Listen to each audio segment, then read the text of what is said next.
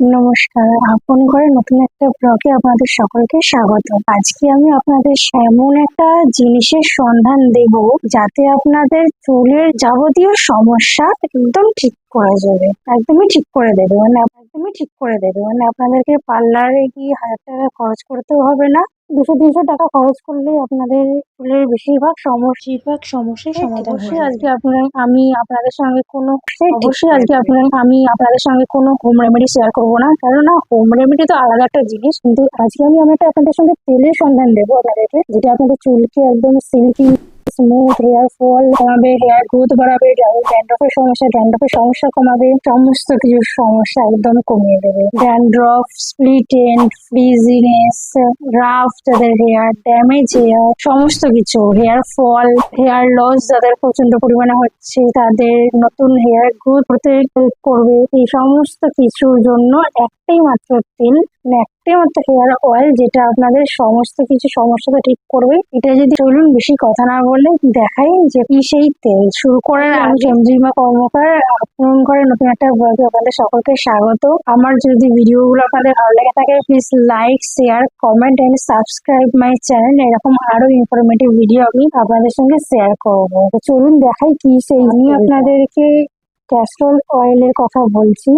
আমি এই অয়েলটা গত 3-4 মাস ধরে ইউজ করছি, আর আমি তার রেজাল্ট পেয়েছি। আপনারা দেখেছেন আমার হেয়ার লেন্থটা ঠিক কতটা, আর তার সাথে আমার হেয়ারের যে গ্রোথটা, এখানে যে ছোট ছোট অনেক যে আমার চুল হয়েছে, সমস্ত কিছু আমার অনেক হেল্প করেছে। আমার নিজেরও পার্সোনালি ড্যান্ড্রফের সমস্যা ছিল আর কি। গরমকালে তো সেটা ঘামের কারণে ঘামের সঙ্গে আর কি হয়ে যায়। তো আমারও নিজেরও ড্যান্ড্রফের সমস্যা, হেয়ার ফলের সমস্যা, সেই সমস্ত কিছু কিন্তু ঠিক করে দিয়েছি এই একটা মাত্র ক্যাস্টর অয়েল। এবার বলতেই পারেন ক্যাস্টর অয়েল তো অনেক দামি। বিশ্বাস করুন, বাইরে থেকে মানে আমরা যদি স্যালনে গিয়ে আমরা যদি 1000 টাকা বা তারও বেশি যদি আমরা চুলের পেছনে খরচ করতে পারি, তো তার জায়গায় একটা মাত্র ক্যাস্টর অয়েল যদি আমাদের সমস্ত কিছু সমস্যার সমাধান করতে পারে, তাও আবার মাত্র 200 থেকে 300 টাকার মধ্যে, সেটার কাছে তো এটা কিছুই না, তাই না? তো সেই জন্যই আমি ক্যাস্টর অয়েলের কথা আপনাদেরকে বলছি।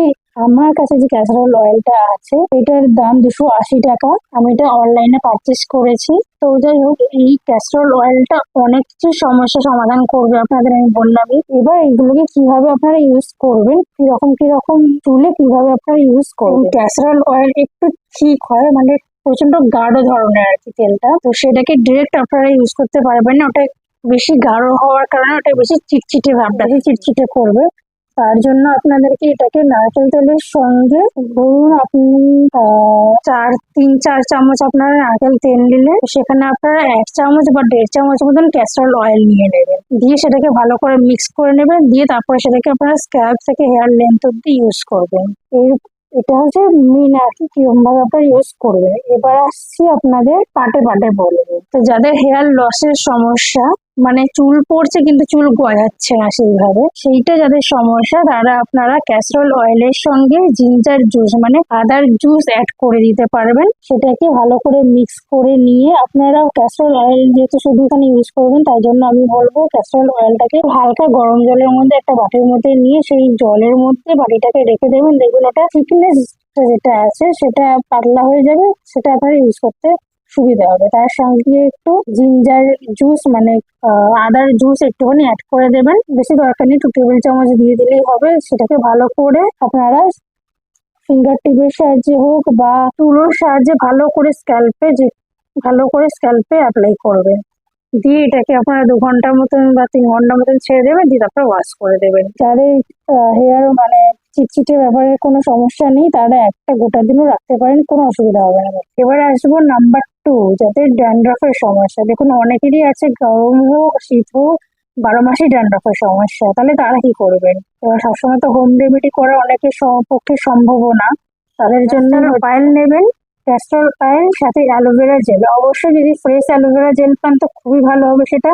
অ্যালোভেরা জেল, ক্যাস্টর অয়েল এবং tea tree oil. Tea tree যে এসেন্সিয়াল অয়েল পাওয়া যায়, এখানে আমি ছড়িয়ে দিচ্ছি। এই অয়েলটা আপনারা নিয়ে নেবেন, ভালো করে মিক্স করে নেবেন। এই ক্যাস্টর অয়েলের সঙ্গে এসেন্সিয়াল অয়েলটা আপনারা 200টা নেবেন, তাহলেই হয়ে যাবে।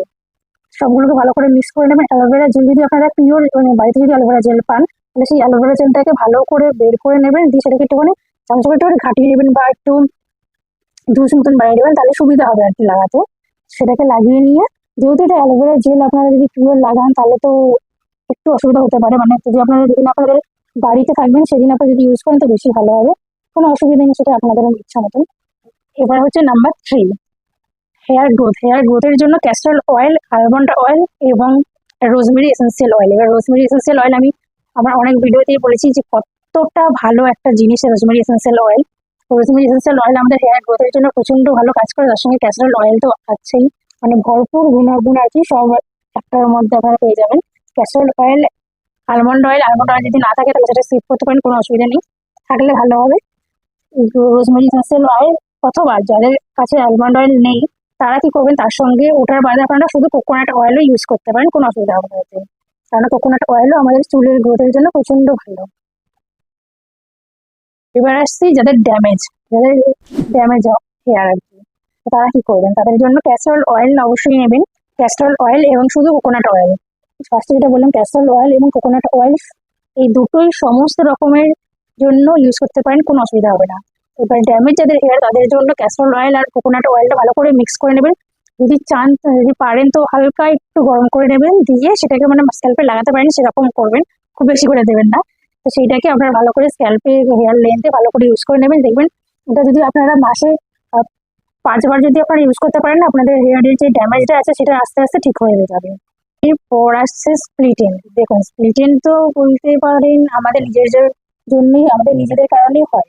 কেন হয়? কেননা আমরা যখন শ্যাম্পু করি, আমরা চুলের জলটাকে যখন এরকম করে মনে হয় যেন জামা কাপড় নিখড়াচ্ছি, এরকম করে আমরা জলটাকে এরকম করে বের করি, তো সেটাই একদমই করবেন না। তার জায়গায় আপনারা চুলটাকে নিয়ে এরকম করে হালকা করে এরকম করে বের করে নেবেন, মানে এরকম বলুন তো, মানে দুধ দুয়ালে যেরকম হয় ঠিক ওই রকম ভাবে আমাদের চুলের জলটাকে ওরকম করে বের করতে হবে। তাহলে আমাদের চুলের উপরে একটা যে আমরা যে চাপের মতন করছি সেটা হবে না, তাহলেই স্প্লিটেন্ডের সমস্যা বেড়ে যাবে। আর অবশ্যই ঘুমানোর আগে চুলটাকে ভালো করে আঁচড়ে ভালো করে বেঁধে তবে শোবেন। চেষ্টা করবেন সিল্কি যে কাপড়গুলো হয় বালিশে ওড়ার এরকম ধরনের তাতে শোয়ার, তাহলে আমাদের স্প্লিটেন্ডের সমস্যা কম হবে, মানে না বরাবরই একদম স্প্লিটেন্ডের সমস্যা। আর আসছে রাফ, যাদের রাফ হেয়ার তারা কি করবেন, ক্যাস্টর অয়েল নিয়ে নেবেন, তার সঙ্গে আপনারা ব্যানানা, যেই কলাগুলো একটুখানি বেশি পেকে যায় যে সেই রকমের যদি আপনারা কলা পান সেটাকে ভালো করে মিক্সড করে নেবেন, দিয়ে সেটার সঙ্গে ক্যাস্টর অয়েল মিশিয়ে যার মাথার মতন হয়ে যাবে সেটাকে আপনারা ভালো করে ইউজ করবেন। 30 মিনিট রাখবেন, এনাফ 30 মিনিট আপনার জন্য। তো এই ছিল আজকে আমার ভিডিওটা যদি ভালো লেগে থাকে please like, share, comment and subscribe my channel. আশা করি আমাদের ভিডিওটা খুব ভালো লেগেছে। দেখা হচ্ছে নতুন একটা ভিডিও, সবাই ভালো থাকবেন, সুস্থ থাকবেন, নমস্কার, বাই।